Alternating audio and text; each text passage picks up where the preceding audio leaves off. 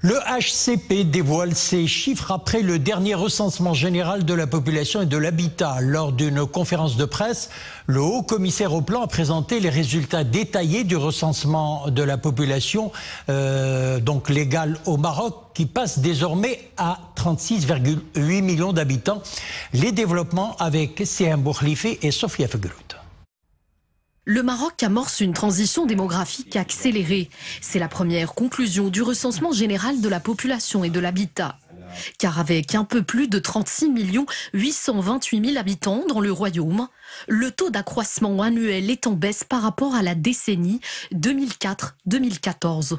Résultat direct, une forme d'inversion de la pyramide démographique. Le taux d'habitants âgés de plus de 60 ans est en hausse. Il est d'à peu près 14%. À noter aussi un recul de la fécondité, moins de 2 enfants par femme. Ce qui fait que quelques régions n'arrivent pas à renouveler leur population. Pendant ce temps, la taille des ménages se réduit de plus en plus. Aujourd'hui, une famille au Maroc compte en moyenne 3,9 membres contre 4,6 en 2014. Autre donnée clé, l'essor de l'urbanisation. Les villes concentrent à présent près de 63% de la population. Un peu plus de 7 habitants sur 10 habitent l'une des 5 régions. Casablanca-Stade, Rabat-Salé-Kenitra, Marrakech-Safi, Fès-Meknès et Tanger-Tétouan. S'agissant du capital humain, il est en progression.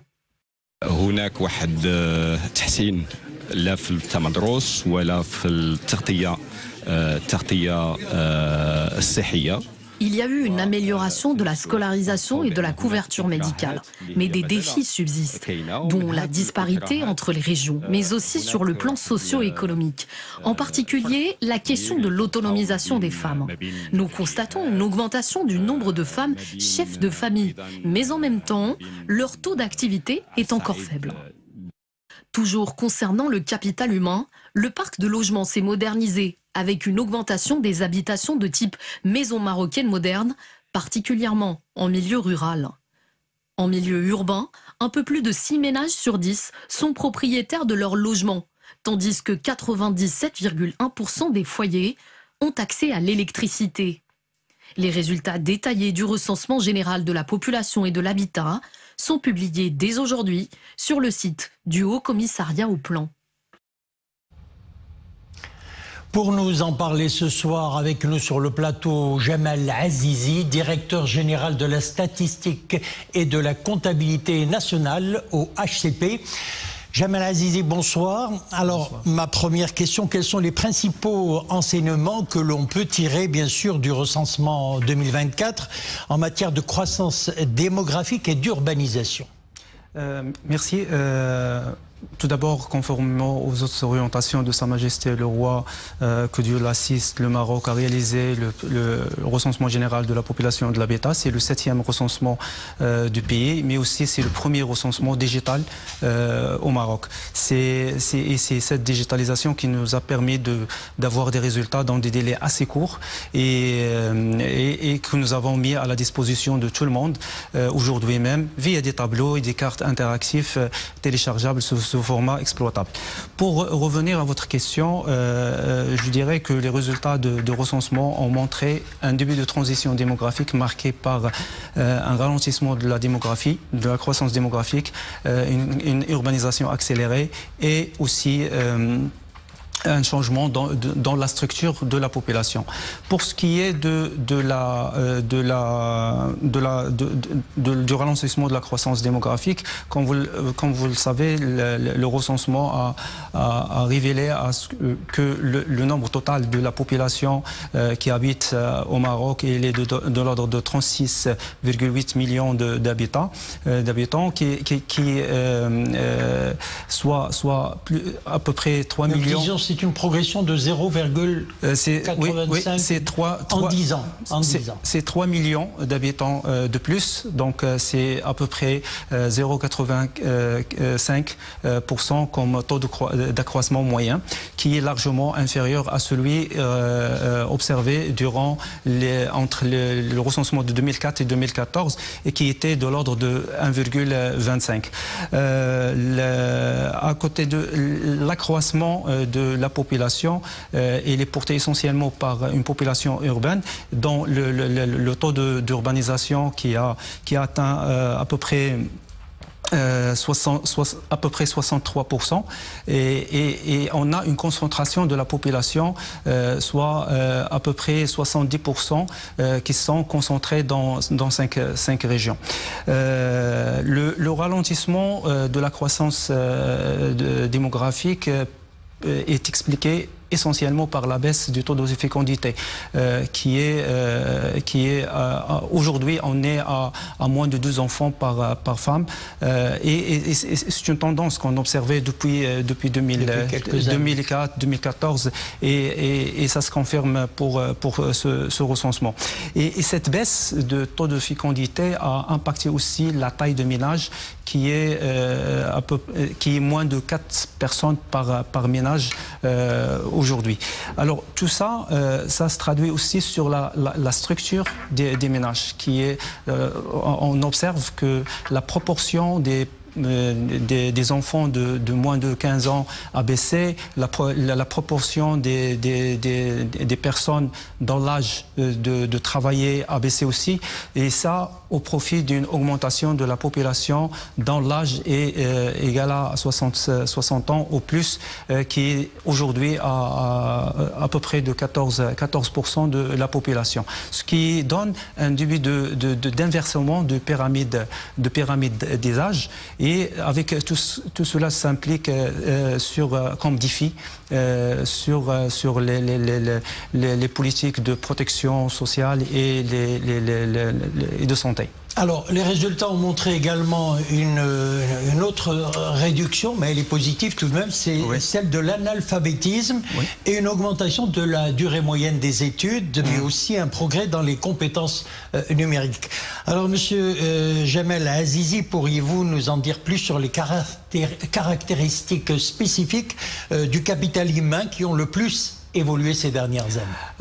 Alors, pour ce qui est de capital humain, on a observé une nette amélioration en termes des taux de scolarisation pour les enfants qui est pratiquement généralisé. On est à plus de 95%, et sans disparité observée entre enfants et filles. Donc, même les disparités sont réduites. Pour une amélioration notable aussi dans la scolarisation des enfants dans l'âge varié entre 6 jusqu'à 14 ans.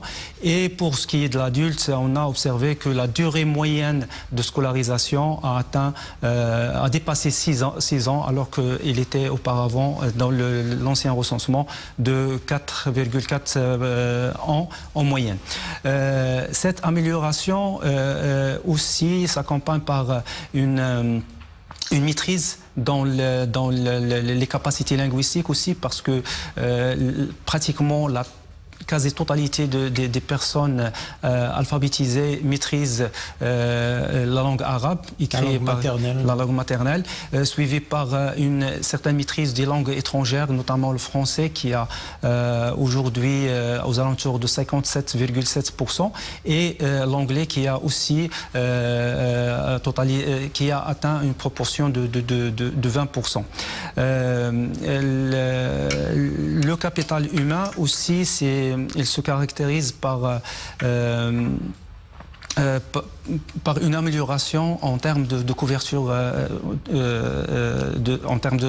de santé, parce que on a 7 personnes sur 10 qui ont déclaré comme quoi ils sont couverts par un des régimes de santé qui sont disponibles au Maroc.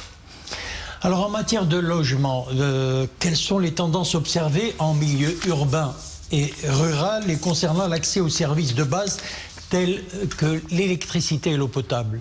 Alors, pour le logement, il y a pratiquement 3 constats qu'on peut dire. Déjà, il y a des logements de plus en plus modernes, notamment dans le milieu urbain, où on assiste on a 67% 5% de la population urbaine habite dans des maisons marocaines modernes, suivi par une proportion de 24,4% de la population qui habite dans des appartements. Pour ce qui est de milieu, et une baisse notable des logements sommaires ou des bidonvilles qui est désormais de 3,3%. Si on compare avec la proportion observée en 2014 qui était à 5,5. Donc une baisse significative de l'habitat insalubre. De l'habitat insalubre. Pour ce qui est de rural, on a aussi observé une amélioration en termes de type de logement parce que la proportion des personnes qui habitent dans des maisons marocaines modernes a augmenté pour totaliser à peu près 37,6% au lieu de 26% observés en 2014. Les ménages, ces logements sont de plus en plus modernes, mais aussi de plus en plus connectés aux services de base. Dans le milieu urbain, il y a une généralisation en termes de l'usage de l'électricité, de raccordement en l'eau potable et aussi dans les réseaux d'assainissement. Et aussi pour ce qui est de milieu rural, on a aussi une amélioration en termes d'accès à l'eau potable, mais quand même ça reste aux alentours de 57%, mais il y a aussi une proportion de 23% supplémentaire des habitants dans le milieu rural qui ont accès à des points d'eau qui sont traités. Donc, si on totalise tout ça, on arrive à un pourcentage qui dépasse 80%. Ce qu'on peut dire aussi, que le parc de logement, il y a un rajeunissement parce que on a à peu près 22% de la population qui habite à des logements dont l'âge est de moins de 10 ans et à peu près 65% des ménages qui habitent dans des logements à peu près de moins de 50. Donc si on totalise tout, ça va donner quelque chose de 87% de la population dont le logement est inférieur à 49 ans. Monsieur Jamal Azizi, merci de nous avoir expliqué un petit peu tous ces chiffres dévoilés donc par le HCP concernant le recensement général de la population et de l'habitat. Merci. Je rappelle que vous êtes directeur général de la statistique et de la comptabilité nationale au HCP. Merci. Merci à vous.